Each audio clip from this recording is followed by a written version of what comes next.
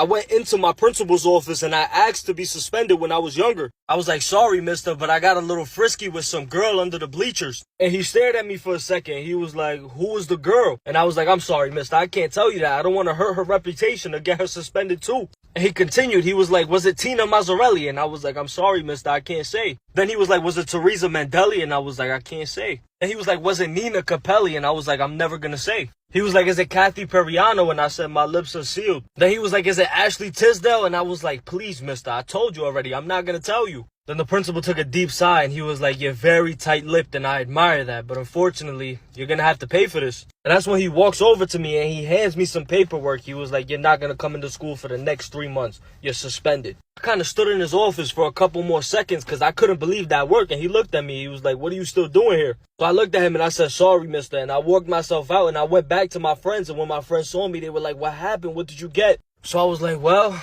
I got a 3-month vacation and 5 good leads.